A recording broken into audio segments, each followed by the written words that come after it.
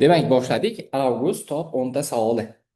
Birinchi yechishdan oldin nimaga e'tibor berishingiz kerak? Yechishdan oldin doimiy savol turiga e'tibor berasiz. Savol turi qanaqa? Darajali modellashtirishmi? Darajali modellashtirishda umumiy ko'rinishni bilasiz.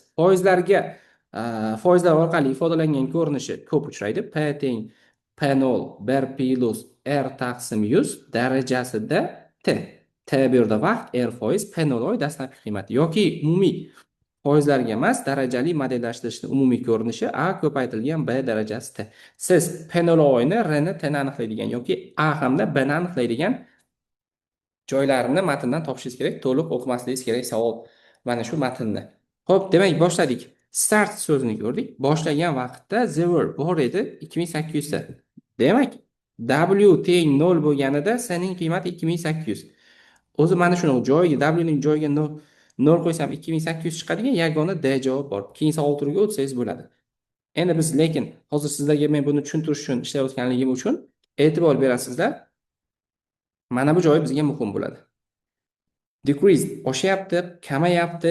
Mana shu so'zga e'tibor berasiz. Bu yerda foiz bo'ladi yoki qanchadir songa, qanchadir qismga. Hozir bu yerda kamayapti, yarmiga kamayapti. Ya'ni 2 dan 1 qismga kamayapti.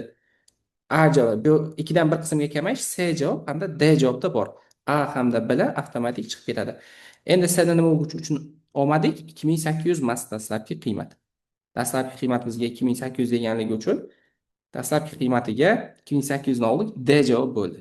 Ikkinchi masala foizlarga oid. Foizlarga oid sizlarga qanaqa qiyin matnli masala tushishi mumkin? Eng ko'p uchraydigan turi bu bir nechta miqdorlar orasidagi foizli bog'lanishlar. Ya'ni qaysidir miqdor boshqasidan nechadir foiz kam, bunisidan nechadir foizga ko'p. Taqqoslashlar, bir nechta miqdorlarni foiz orqali taqqoslashlar beriladi. Endi oson turi shunchaki foizini topish. Hozir bu yerda foizini topishga doir savol turi.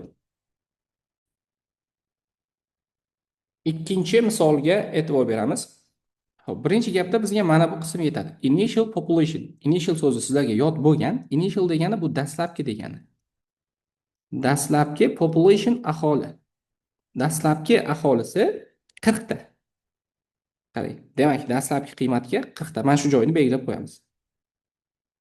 Xo'p, ilmiy so'zlar ko'p. O'shaning uchun ilmiy so'zlarni tarjima qilishga harakat qilmaysizlar. Baribir juda ham qiynalansizlar. Asosan savol turi bo'yicha ishlashni o'rganishimiz kerak. Dastlabkisi 40 ta bo'lgan. Undan keyin when qachonki soni nima bo'lyapti? Reach erishyapti. 170% initial population. Initial qancha edi? Bu yerda yozib qo'yaman. Initial 40 ta edi. Undan keyin reach erishyapti 170%ga. 170% ni topamiz undan keyingi holatga. Mana reach mana shunchaga yetgan. 40 tani 170% ni topadigan bo'lsam, 170 taqsim 100 ga ko'paytiraman. Bular qisqarib ketadi. 68. Undan keyin 68 taga yetibdi. Xo'p, so'ng nima bo'lyapti? Moved. Move degani o'sha ko'chmoq. 75% ko'chib o'tdi. Second habitat. Second, ya'ni keyingi holatda 75% ko'chdi. Bizdan so'rayotgan narsa aynan mana shu ko'chganlar. Qarang. How many qanchasi move ko'chayapti ikkinchi hududga. Qanchasi ikkinchi hududga ko'chayapti? 75% ni topamiz. Mana bu 68 ni 75% ni topish uchun 3 taqsim 4 ga ko'paytiramiz. 17 51. Xo'p, bizga aynan mana shu ko'chganlari so'ralyapti. Ba'zida so'ralishi mumkin, qanchasi qolgan deyilishi ham mumkin. Hozir biz javobga 51 ni olamiz. Uchinchi savolga o'tamiz. Bu ham foizlarga oid savol turi. Aytib o'tganimdek, ikkita miqdor bu yerda bog'lanadi. Xo'p, birinchi gap on deganida qayerdadir yoki qaysidir holatda. Bu bizga kerak bo'lmaydi. 48% nimaning? Square footage. Square footage nima bo'lsa, o'shaning 48% farmland. Hop, yozaman. Umumiy square footage bo'lsa, o'shani 2 ga bo'lar ekanman. Farmland. Hop, uzr. Farmland. Undan keyingisi yana bittasi remaining footage. Qarang, remaining. Qolgani o'sha square footishni qolgan yer maydoni haqida gap ketyapti bu yerda. Iloji boricha tarjima qilmaslikka harakat qilyapman so'zlarni. Chunki imtihonda shunaqa bo'ladi. Sizlar imtihonda bu so'zlar qiyinlik qiladi. Pasture. Demak, qolgan qismi pasture. Yozaman. Xo'p, necha foizi? Bu yerda 48% bo'lsa, xo'p, 48, 50, xo'p, 48%, aha. Qolgani demak mana bu 52% pasture ekan. Undan keyin nima deyapti? There are more building, binolar bor, exactly degani aniq qancha foizda? 23%. 23% square footage farmland. Ya'ni mana bu farmlandni umumiy x deb olsam, umumiy x deb olsam. Xo'p, mana bu 48% bo'lganligi uchun 0,48x bo'ladi. Bunisi 0,52x bo'ladi. Va mana shuning ham 23,5% binolar bor demoqchi. 0,48 ko'paytirilgan 23,5% degani 23,5 taqsim 100. Undan keyin keyingi hudud pasturening there are more building binolar aniq 16%da. Ya'ni mana bu 0,52x ning 16%ni topaman. 0,52x ko'paytirilgan 16 taqsim 100. Mana shular binolar bor ekan. Xo'p, endi bizda nima deyapti? If agar there are bor bo'lsa building binolar aniq p foizida square footage of land, ya'ni umumiyning p foizi. Mana bu ikkalasini qo'shaman. Xo'p, birinchi farmlandda qancha bino borligi, mana bu esa pastureda qancha bino borligi. Ikkalasini qo'shadigan bo'lsam, umumiy qanchadir x kelib chiqadi. Xo'p, adashmasam hisob kitobda mana shu ikkalasining yig'indisi 0,19,6 taqsim 100x bo'ldi. Mana shuncha x bo'ldi. Endi buni foizga o'tadigan bo'lsam 19,6% bo'ladi. Demak, javobga yozib qo'yamiz 19,6. Endi bu yerda sizlarda desmos bor, hisob kitob muammosi yo'q, shunchaki kalkulyatorga qo'yib hisoblab qo'yasizlar. Hop, biz keyingi savolga o'tamiz. 4-savol. 4-savol turi ham odatda ko'pchilikni chalg'itib qo'yadi, katta matnli masala bo'lganligi uchun. Lekin e'tibor bering. Bu savol turi aslida juda ham oson. Xo'p, dataset A. A ma'lumotlar to'plami berilgan va A ma'lumotlar to'plamini line best fit chizig'i berilgan. Mana line best fit ko'rsatilgan chiziq tenglamasi mana bu. Va rasmda e'tibor beradigan bo'lsak, mana shu demak chiziq tenglamasi nuqtalarni eng yaqin, mana shu nuqtalarga eng yaqin o'tuvchi to'g'ri chiziq-ku bu line best fit. Mana shunaqa chizamiz taxminiy. To'g'rimi? Undan keyin bizga shartda aytayaptiki, again yana qayta weighted vazni o'lchanganida 9 months, 9 oydan keyin vazni 52 pound bo'lgan. E'tibor bering. 9 months deyaptimi? Ya'ni x o'qida oylarmidi? Pound vazni y o'qidami? Joyiga qo'yamiz mana. 9,52 nuqtani olamiz. 52 ni taxminiy mana bu deb olsak, 9,52. Hop, taxminiy mana bu nuqtalarga to'g'ri kelar ekan. Mana bu nuqta. Yana bitta nuqta qo'shildi-da bizga. Va dataset B yangi ma'lumotlar to'plami consist tashkil topyapti barcha point nuqtalaridan dataset A to'plamni barcha nuqtalari as well as degani shu bilan birga 952. Ya'ni B ma'lumotlar to'plamini hosil qilish uchun A ma'lumotlar to'plamidagi barcha mana bu nuqtalarni olamiz deyapti. Mana bu nuqtalarni hammasini olamiz. Undan tashqari qo'shimcha 952 nuqtani ham. Xo'p, undan keyin nima deyapti? Equation of line best fit. Keyin yangi line best fit chizig'i dataset B. B to'plam uchun yangi best fit chizig'ini o'tkazsam, o'sha mana bu ko'rinishda bo'lgan. R plus S x bo'lgan. Mana shu orqali biz oxirida so'rayotgan savol value of S. Qarang, S ni qiymatini toping. Ya'ni yangi hosil qilingan basic chizig'i B ma'lumotlar to'plami uchun. Burchak koeffitsiyenti nimaga teng bo'ladi deyapti. Bu yerda hech qanaqa hisob kitob qilmaysiz, mantiq ishlatasiz. Qarang. A ma'lumotlar to'plami mana faqat qizil nuqtalarga eng yaqin to'g'ri chiziqmidi? Bu to'g'ri chiziq tenglamasi y teng -5/1 +8/7x edi, to'g'rimi? Endi B ma'lumotlar to'plamiga bitta mana bu nuqta hosil qilindi. Endi bu 1 2 3 4 5 6 ta nuqtadan mana shu 6 ta nuqtadan o'tuvchi eng mana shularga eng yaqin o'tuvchi to'g'ri chiziq tenglamasini tuzishim kerak men. Line basic chizig'inda bitta nuqta qo'shilgandan keyin bunga ham maksimal yaqinlashish kerak degani, qarang, burchak koeffitsiyenti mana bu chiziqlarga eng yaqinlashadiganning to'g'ri chiziqning burchak koeffitsiyenti y teng sx plus r. Sx plus r bo'lsa va bundan xulosa qila olamiz 952 pastroqda joylashgan bo'lganligi uchun bu yangi to'g'ri chiziq yotadi. Burchak koeffitsiyenti, ya'ni s ni qiymati kichik bo'ladi, 8,7 dan kichikligi aniqda. Burchak koeffitsiyenti mana yuqoridagi chiziqning burchak koeffitsiyentidan kichkina, chunki yotiqroq chiziq bo'lganligi uchun. E'tibor beradigan bo'lsak, 8,7 dan kichkina, faqatgina 5,9 degan javob bor. To'g'ri javob A. 5-savolga o'tamiz. Bu savol turi o'zi oldindan tushib kelayotgan va faqat soni o'zgarib tushgan savol. Lekin agar siz bu savolni oldindan ko'rmagan, savol turini bilmagan bo'lsangiz, imtihonda juda ham qiynaydi bu savol sizni. Ya'ni bu turi qanaqa? Narx belgilanadi mahsulot uchun. O'sha narx, agar narxni kamaytirib boraversak, qanchadir miqdorga kamaytirsak, sotilishi kerak bo'lgan mahsulotlar nechtagadir oshib boradi. Undan keyin daromadi beriladi, nechta qanchaga kamaytirgan yoki nechta mahsulot sotilgan, shu kabi savollar. Xo'p, buni nima qilamiz tarjima qilishda? Birinchi gap bizga kerak emas, son ko'rmadik, tashlaymiz. Ikkinchi gapga o'tamiz, qarang. Kompaniya determined aniqlamoq. Aniqlayapti, zayd shuniki, selling price, sotish narxi $120,000, qarang.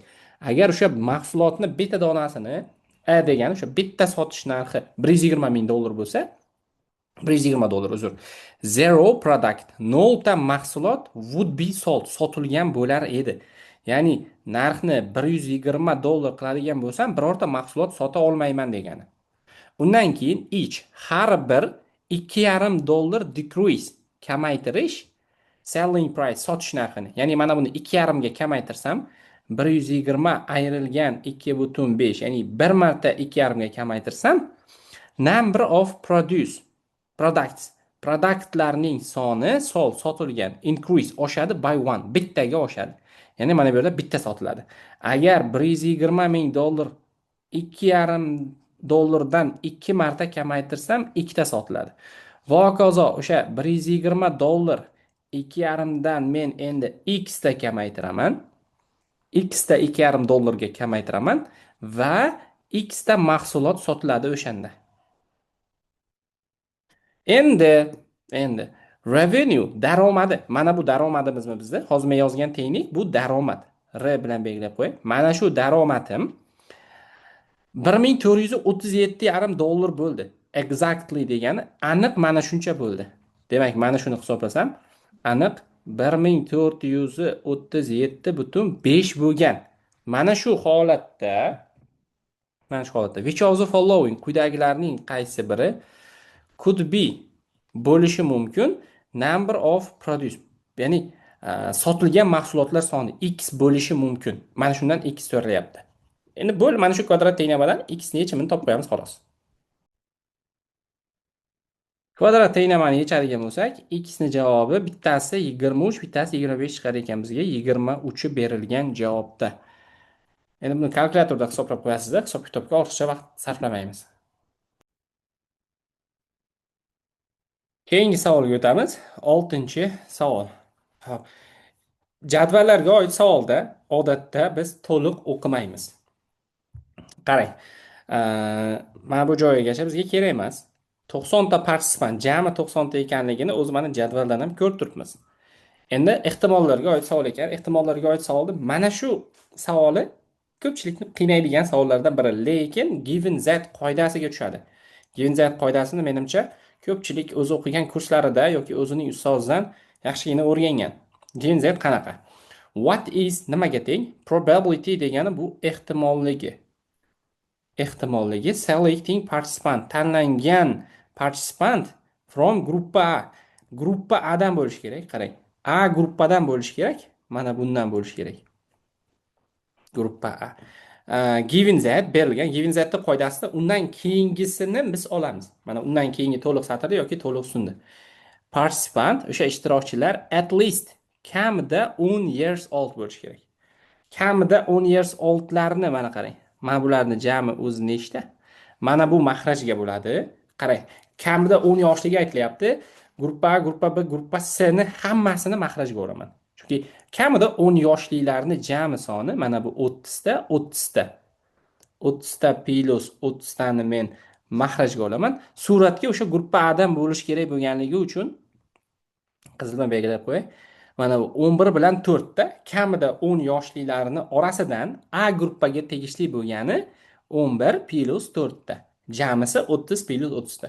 Demak, 15 taqsim 60, 1 taqsim 4 bo'ladi. Given that'ni qoidasini o'rganib olsangiz, bu savollar juda ham oson. 7-savolga o'tamiz. 7-savolim bu oldindan uchrab kelayotgan va ishonsalaringiz, kecha may oyida ham xuddi shunga o'xshash savol tushdi. May oyida ham hattoki. Buni nima qilamiz? Silindr A, ikkita silindr berilgan, e'tibor bering. Silindr A hamda silindr B. Va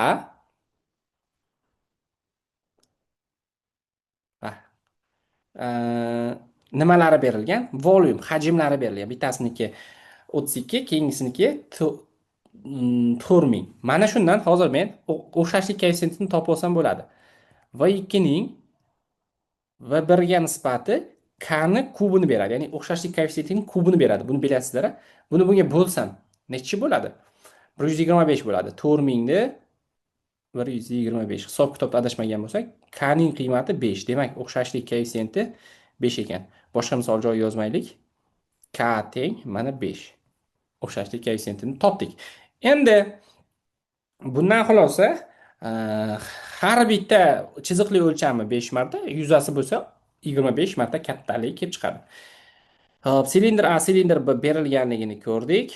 Radius of right cylinder A. Qarang. Radiusi silindr A ning 4 unit. Men yozaman endi bu yerga. R A ni qiymati 4, R B ni topaman shundan.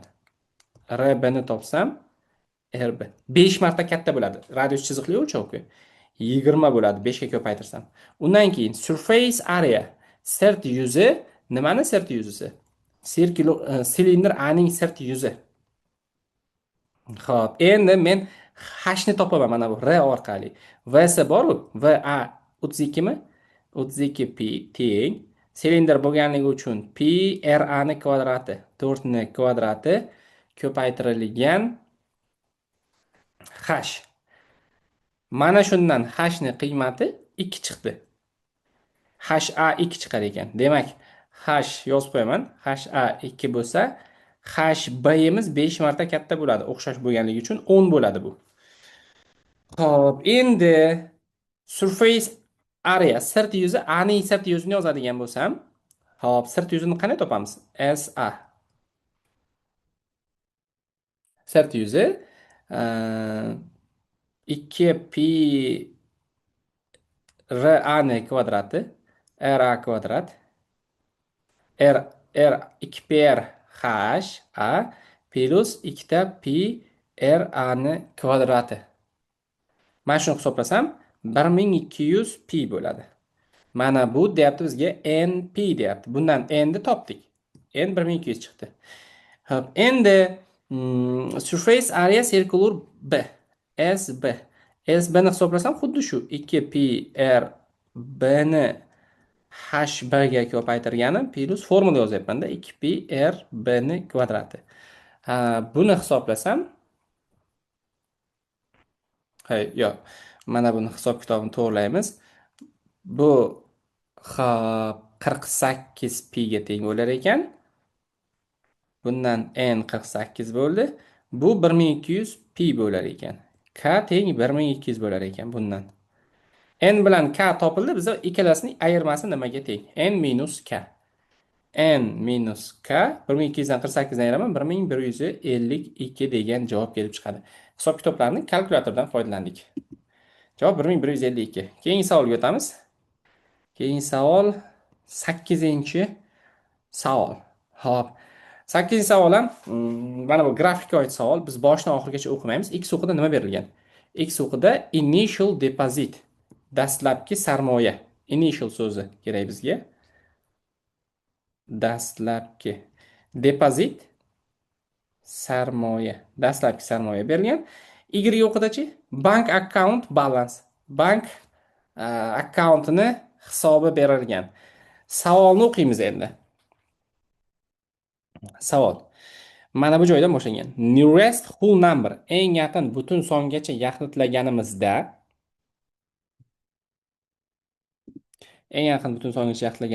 what is nimaga teng bo'ladi? Amount of initial deposit. Amount miqdori, initial deposit dastlabki sarmoyani miqdori, estimate taxminiy hisoblaganimizda by graph grafik orqali. Mana dastlabki sarmoyani miqdori. Hop. Nimaga teng? Miqdori dastlabki sarmoya. Ya'ni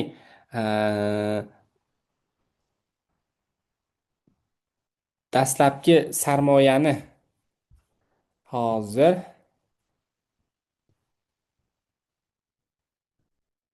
bir daqiqa. Bo'ldi, e'tibor beramiz. Bizda mana bu joyini tarjima qilmayapmiz. Dastlabki sarmoya emas, x o'qini o'zi xato tushunibmiz-da. Vaqt ekan bu. Time vaqt, ya'ni o'sha sinusdan beri o'tgan, dastlabki sarmoyadan beri o'tgan vaqt so'ralyapti ekan. U miqdori esa o'sha bank akkauntining balansi y o'qida. Bizdan so'ralayotgan savol amount miqdori so'ralyapti, ya'ni y o'qida so'ralyapti. Initial deposit dastlabki sarmoyaning miqdori, ya'ni F0 vaqt 0 bo'lgan vaqtda sarmoya qancha bo'lgan? Y teng F0 so'ralyapti. Mana F0 ni qaraydigan bo'lsak, 10 bilan 20 ning o'rtasi turibdi. Demak, dastlabki sarmoya 15 ga to'g'ri kelar ekan. 15 degan javobni olamiz. Keyingi misolimiz 9-savol. 9-savolni nega qo'ydim? Ko'pchilikni chalg'itadigan savol turlaridan biri bu. Ya'ni, savolni o'qiyman, qarang. Bizga funksiya berilgan. Mana bu funksiya berilgan. Which of the following equivalent? Quyidagilarning qaysi biri ekvivalent, teng kuchli ekan? F ga. Display namoyish qiladi coefficient or base yoki asos ko'rinishida. Y koordinat. Y odatda mana bu konstanta bo'lishi kerak. Bu ham balki adashilib ketilgandir. Konstanta or koeffitsient ko'rinishida y koordinatasi y o'qini kesgan nuqtaning graph of y teng fx, ya'ni y teng fx ning y o'qini kesgan nuqtasining y ning koordinatasi konstanta yoki koeffitsient ko'rinishida berilgan javobni toping. Yuqoridagi bilan ekvivalent, ya'ni teng kuchli bo'lishi kerak. Endi muammosi yo'q. Yuqoridagi f funksiyani y o'qi bilan kesishgan nuqtasini topishim uchun f0 ni hisoblaymanmi? Ya'ni x ga 0 qo'yamanmi? F0 ni hisoblasam tepadan 20 plus 6, 26 chiqadi. Demak, men y o'qi bilan kesishgan nuqta 26 bo'lgan javobni topishim kerak. Ya'ni quyidagilarning qaysi biri yuqoridagi ekvivalent, ya'ni teng kuchli hamda mana shu 26 konstanta yoki koeffitsient ko'rinishida berilgan. O'zi faqat D javobda qarang, 26 koeffitsient ko'rinishida berilib turibdi. Qolganlarida 26 yo'qda. Ya'ni biz mana shu hisoblayotgan sonimiz f0 ning qiymati 26 son. Aniq javoblar ichida berilgan bo'lishi kerak-da. Aniq konstanta yoki koeffitsient ko'rinishida berilib turgan bo'lishi kerak. Bu faqatgina D javobda turibdi. Mana bu haqiqatdan yuqoridagi ekvivalent hamda x ga 0 qo'yadigan bo'lsam f0 ning qiymati 26, bu koeffitsiyentiga teng bo'lib turibdi. Funksiyaning koeffitsiyentiga teng. Keyingi savol 10-savol. Xo'p. Chiziqlarga oid. Line intersect two parallel line. Ya'ni bitta chiziq, bitta mana bu chiziq intersect kesib o'tadi two parallel line. Ikkita parallel chiziqni kesib o'tadi. Mana bitta chizig'imiz ikkita parallel chiziqni kesib o'tdi. Forming shakllantiryapti four acute angle. Acute degani o'tkir burchak. Buni oldindan bilasizlar, yaqinda imtihon topshiradigan o'quvchi yoki o'qituvchi sifatida far obtuse angle. 4 ta o'tkir hamda 4 ta o'tmas burchak shakllantiradi. Buni ko'rib turibmiz. 8 ta, 4 tasi o'tkir, 4 tasi o'tmas. Measure of one acute angle. Mana shu o'tkir burchaklarning biri 7x minus 410. Mana bu 7x minusdan 410 ga teng ekan. Hop, demak 180 dan buni ayirib yuborsam necha bo'lar ekan? 590 ayrilgan 7x bo'ladi. To'g'rimi? Ikkalasini qo'shsam 180 ni beradimi? Beradi. Sum yig'indisi measure of one of acute angle. Ya'ni sum yig'indisi deyapti. Measure o'lchovlarning one bitta acute angle, bitta o'tkir burchagi 7x minusdan 410 midi? Mana shunga 3 ta obtuse angle, 3 ta obtuse angle'ni topdikmi? 590 ayrilgan 7x ni qo'shsam, 3 tasini qo'shsam, mana shu teng bo'lar ekan minusdan 14 ta x plus w ga. Bo'ldi, mana topildi. Qavsni ocha oladigan bo'lsam, mana 7x bo'ladi, minus 14 x lar qisqarib ketadi. Mana shunda faqatgina w ni hisoblab qo'ysak yetarli. Hozir bitta hisoblaymiz. W ning qiymati 1360 ga teng bo'lar ekan. What is nimaga teng? O'sha W ning qiymati 1360. Bo'ldi. Sizlar bilan tugatdik. Avgust oyidagi eng qiyin sanalgan 10 xil savolni hamda ularga sodda yechimlarni berdik. Eng qizig'i mana bu 7-savol yoki mana bu 8, 6, bular har bitta imtihonda 5, bular mana bu 3 ga o'xshagan savol. Bular hammasi avgustda tushgan savol bo'lsa, hozir oxirgi imtihon may bo'lgan bo'lsa, maygacha bu savollar deyarli takrorlanyapti. O'shaning uchun mana shu loyihada biz sizlar bilan ko'rayotgan top 10 talik savollarni birortasini o'tkazib yubormang. Sizlar bilan keyingi videolarda may oyida, ya'ni oxirgi imtihonda tushgan savollarning yechimini, bundan tashqari yana iyunda, sentyabr, oktyabr, noyabrda top savollarini bundan keyingi videolarda yechim qilib boramiz. Agar kanalga obuna bo'lmagan bo'lsangiz, obuna bo'lib qo'ying. Biz davom etamiz.